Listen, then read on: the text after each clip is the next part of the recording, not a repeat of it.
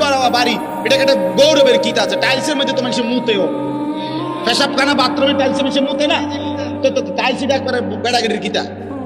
Tiles কি স্বর্ণ দিয়ে নি বানাইছে, তো মাটি দিয়ে বানাইছে আর কি। টাইলস কি দিয়ে বানায়? মাটি দিয়ে বানায়।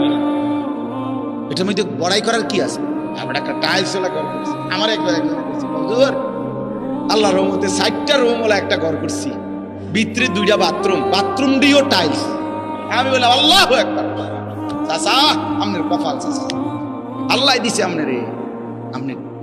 আমনের বাপ দাদা 14 গোষ্ঠী আগে মাটিতে পেশাব করতো, এখন আল্লাহর রহমতে আমনের জীবুত নাতি নাতি লইয়া টাইলসে মতেন।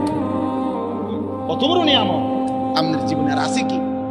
এরপরে মরে গেলেই তো শান্তি। আমার টাইলসে মুতছেন তো, নাহলে এটা কীর্তন করলেন, এটা যে বাথরুমটি শুদ্ধ টাইলস না, এটা কিতা? এটা কেন বললেন কর না? এটা কি হুড়াঙ্গিরি শুনাইলেন? সফলতা শুনাইলেন, এটা সফলতা হইল? কি শুনাইলেন? এটা যে কীর্তন করেন। তারা 3 জন বিদেশ, তো কিছে বিদেশ? আল্লাহর রহমত তারা একজন ইটালি, তো কিছে? ইটালি হইলে কি? ইটালি হওয়া জীবনের সৌভাগ্য। হ্যাঁ, আপনার যদি 1 ফুট ইটালি থাকলে ভাগ্য হয়, তো ইটালি যারা জন্ম নিছে, কথা কয় না, যারা জন্মসূত্রে ইটালি থাকে, যারা বাপ দাদা 14 গোষ্ঠী ইটালি, হেরা তো সান কপাল। তারা তো মনে পুরাটা কপাল, আর করা না কোনাই মুখ কোনাই।